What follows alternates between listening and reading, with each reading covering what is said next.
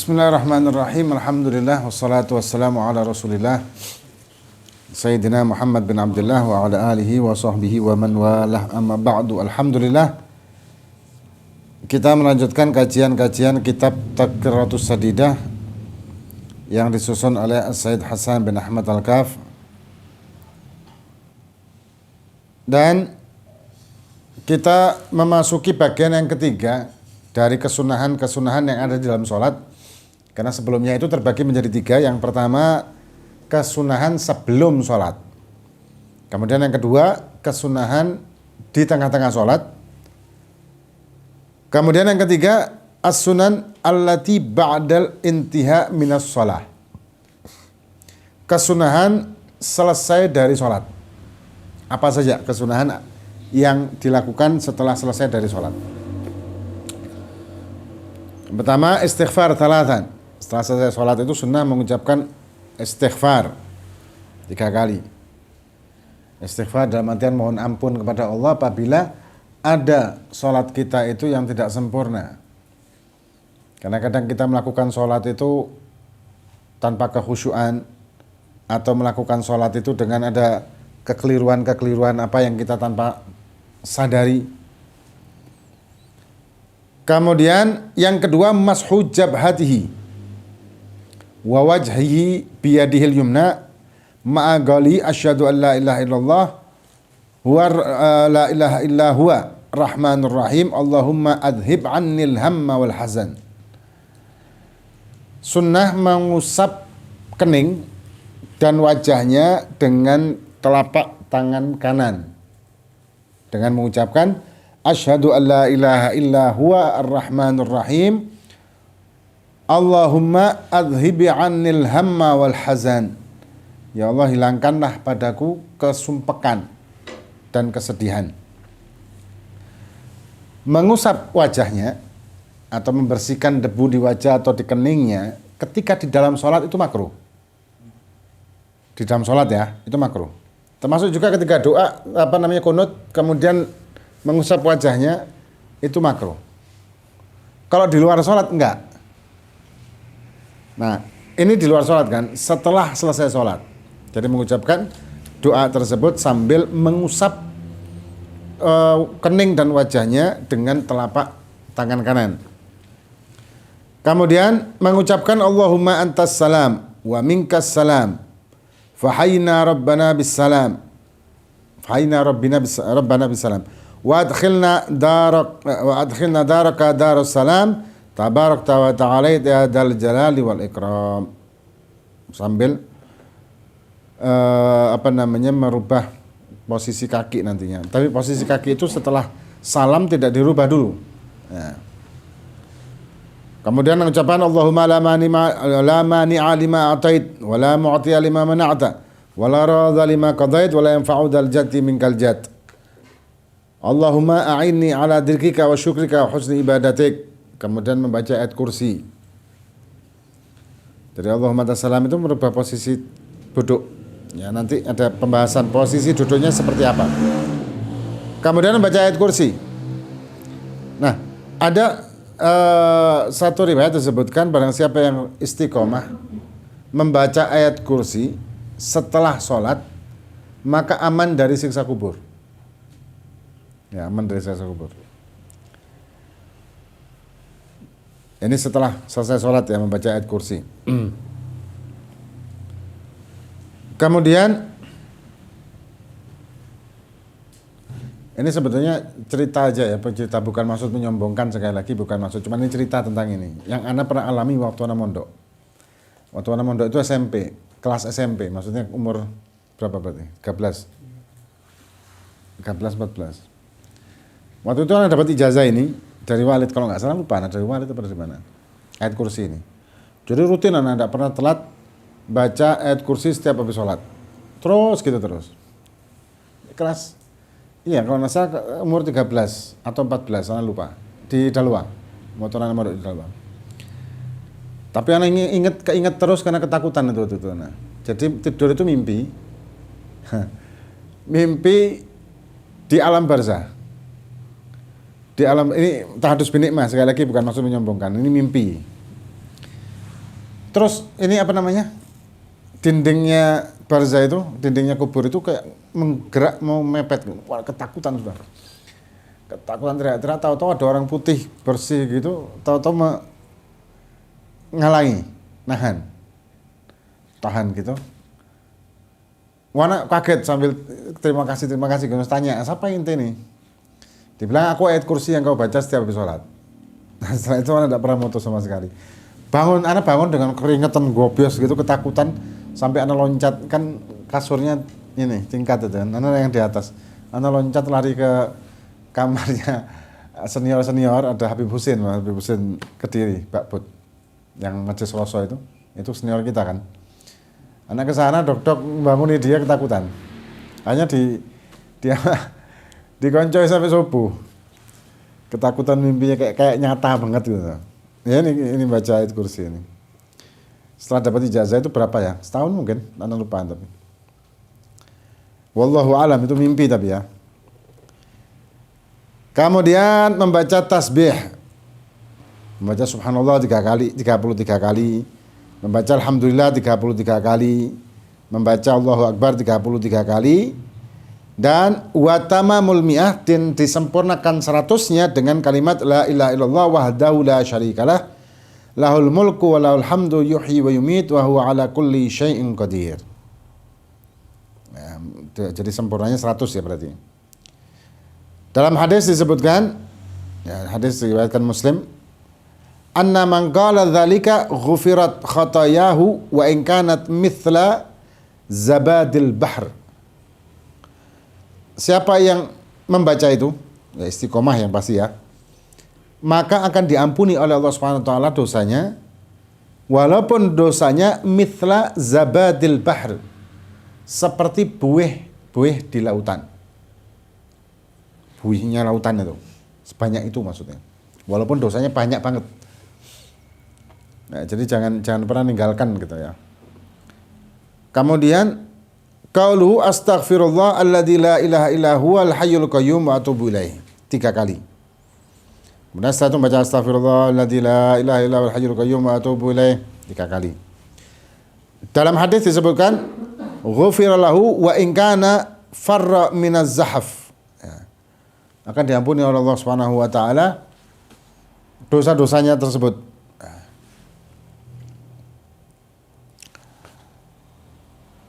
Kemudian kalau dilakukan bersama-sama gimana? Lebih baik.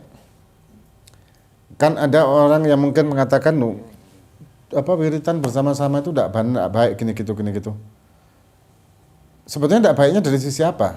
Kalau misalkan anggaplah memang tidak ada riwayatnya. Tapi kalau kita kaji dalam kitab Sahih Sifat Salatun Nabi yang dikarang oleh Said Hasan bin Ali As-Segaf, itu dibahas di situ tentang dalil zikir setelah sholat berjamaah. Mungkin bisa dicek ya di kitabnya itu. Nah, kemudian andai kata tidak ada hadis yang atau tidak ada dalil tentang para sahabat melakukan zikir berjamaah. Andai kata tidak ada. Ini kan kalau kita lakukan berjamaah itu kan menimbulkan semangat satu. Menimbulkan semangat. Terus yang kedua, bagi orang yang belum memahami dia akan mudah untuk memahami karena dilakukan rame-rame. Ya, kalau dilakukan sendirian, biasanya kadang-kadang orang itu mungkin ada yang lupa, atau orang yang tidak terbiasa, atau mungkin dia tidak minder dengan doa yang dia lakukan. Tapi kalau rame-rame, banyak keuntungan di situ. Dan juga ada hadis qudsi yang Allah Subhanahu wa taala memerintahkan untuk mencari orang-orang yang ahli zikir. Yang intinya Allah Subhanahu wa taala menerima laporan dari para malaikat yang mencari ahli zikir, kumpulan-kumpulan orang-orang yang berzikir. Ya kalau dipadukan dengan ini kan masuk. Ya. Kemudian qaulu ba'da salati subhi wal maghrib ba'da salam wa huwa thanin rijaihi qabla an yatakallam. Dan kalau setelah salat subuh dan juga salat maghrib ada tambahan. Setelah salam dia merubah kakinya sebelum berbicara. La ilaha illallah wahdahu la syarikalah lahul mulku wa lahul hamdu yuhyi wa yumit wa huwa ala kulli syai'in qadir 10 kali. Itu khusus maghrib dan juga khusus subuh. Ya, maghrib dan subuh aja. Kemudian dalam riwayat disebutkan man qalaha kutiba lahu asyra hasanat wa muhya anhu asyra sayiat wa rufi'a lahu asyra darajat. Jadi ada dalam riwayat disebutkan di dalam riwayat di Bukhari dalam Sahihnya dan juga di Muwatta Imam Malik, barang siapa yang membaca ini maka ditulis padanya 10 hasanat dan dihapus 10 dosa. Wa rufi'a lahu asyra darajat dan diangkat 10 derajat. Wa kana yaumuhu dzalika fi hirzin min kulli makruhin, dan harinya tersebut dijaga dari hal-hal yang dia tidak sukai. Ya, dijaga oleh Allah SWT sepanjang hari itu dari hal-hal yang mencelakakan atau yang merugikan atau yang tidak dia suka dan lain sebagainya. Wa hurisa minasyaitan, dan akan dijaga dari setan. Walam yambaghi li dzambin an yudrikahu fi dzalikal yaumi illa asyirk billahi ta'ala. Dan la yambaghi, tidak seyogyanya orang yang berdosa untuk meninggalkan ini di hari tersebut. Intinya jangan pernah kita melewati dan melewatkan hari tersebut, doa-doa tersebut. Karena doa-doa ini di samping sudah ada warid memang, dan ini kita perlukan dalam kehidupan kita. Karena Imam Abi Abdurrahman Segaf juga pernah mengatakan man la lahu wirid fa huwa qirid. Orang tidak ada wiridnya, ya kayak orang yang tidak ada tamengnya atau tidak ada kayak gini aja. Orang kalau misalkan dia ini dalam kehidupan kita ini sekarang ini kan banyak makanan-makanan yang ada kimianya, kemudian ada namanya radikal bebas atau apa itu namanya ya, yang dari asap kendaraan lah atau dari macam segala macam. Tubuh ini butuh vitamin, multivitamin malah, butuh asupan-asupan yang bisa menjaga imunnya tubuh kita. Nah, zikir dan wirid yang kita baca itu juga demikian. Itu menjaga imunnya iman. Dan malah lebih luas lagi menjaga imunnya kehidupan kita. Dunia dan juga kehidupan kita akhirat sih sebetulnya. Kalau kita istiqomah, membaca zikir ini dan rutin, kehidupan kita akan terjaga. Dan kita akan susah untuk melakukan perbuatan haram dan mudah untuk melakukan perbuatan hasanat. Melakukan perbuatan dosa ini angel. Kita kayak berat atau mungkin ada kayak kecantol ketika kita mau melakukan perbuatan maksiat, tapi moro-moro gampang, lancar, mudah untuk melakukan ketaatan.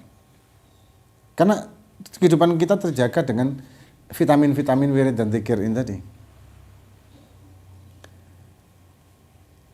Kemudian qaulu ba'da salatis subhi wal maghrib, dan ada tambahan di salat subuh dan juga salat maghrib. Allahumma ajirni minan nar 7 kali. Allahumma ajirni minan nar, Allahumma ajirni minan nar. Tapi kalau jamaah dia sebagai imam Allahumma ajirna minan nar, Allahumma ajirna minan nar. Kalau dia jadi imam, sighahnya ni-nya itu diganti na.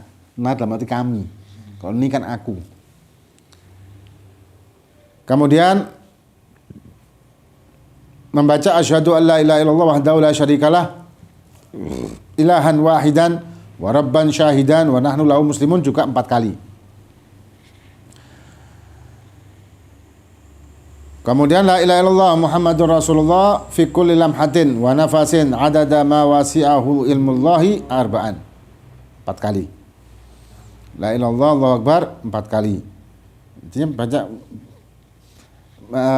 masing-masing zikir dan wirid ini memang ada ijazah dan ada amalan-amalan tertentu. Silakan pakai yang seperti itu atau kita tambahin kalau kita sholat sendirian. Kemudian doa ba'da kulli shalah wa raf'ul yadaini wa mashul wajhi bihima ba'dahu walhamdulillah wa shalla ala nabi sallallahu alaihi wasallam fi awwali wa akhirih. Dan yang ke-13 doa setelah setiap sholat. Ya, setiap kali selesai sholat baca wirid, dzikir yang biasa yang tadi kita sudah sebutkan, kemudian doa dengan mengangkat kedua tangannya dan mengusap wajahnya dengan kedua telapak tangan tersebut setelah membaca doa. Walhamdalah, dan mengucapkan alhamdulillah, dan mengucapkan sholawat fi awalihi wa akhirihi, di awal doa dan di akhir doa. Karena dikatakan barang siapa yang membaca sholawat di awal dan akhir doa, maka mustajab doanya. Aukamakol. Kemudian yang ke-14, sunnah mukthu fi musalla hatta yakumal imam. Tetap duduk di musola atau tempat sholat sampai imamnya berdiri. Jadi dia tidak bangkit kecuali imamnya bangkit duluan. Dan yang terakhir, al-insiraf ila jihati hajatihi wa ila fa'an yaminihi. Dan sunnah untuk keluar dari tempat tersebut ke arah apa yang dia perlukan, ya, maksudnya dia mau jadi beloknya ke kanan atau ke kiri gitu ya. Ini sunnah ketika kita berdiri, kita baliknya tubuh kita itu ke kanan. Baliknya itu loh. Nah, terus ada pertanyaan, kalau misalkan kita apa namanya? Kalau kita sujud setelah doa itu kita sujud, gimana? Kan banyak orang yang sebelum berdiri dia sujud dulu. Nah ini pertanyaan, sujudnya sujud apa? Apakah sujud rukun? Apakah sujud apa? Karena sujud itu kalau selain dari 4 macam sujud yang sudah pernah kita bahas sebelumnya di bab sujud, itu hukumnya makruh, malah bisa jadi haram. Bahkan di kitab Quran Dasar di Bughiyah disebutkan haram. Wa ingkan litabaruk. Walaupun maksud dia sujud ini untuk doa kepada Allah SWT, haram. Tidak boleh. Ya, karena di luar yang disyariatkan untuk sujud. Ya, mungkin perlu diperjelas lagi sujudnya itu apa, ngapain? Sujud apa ini? Wallahu a'lam bishawab. Fatihah bin Allah fakana fi dunya haqqatu sallallahu alaihi wa sallam. Al-Fatihah.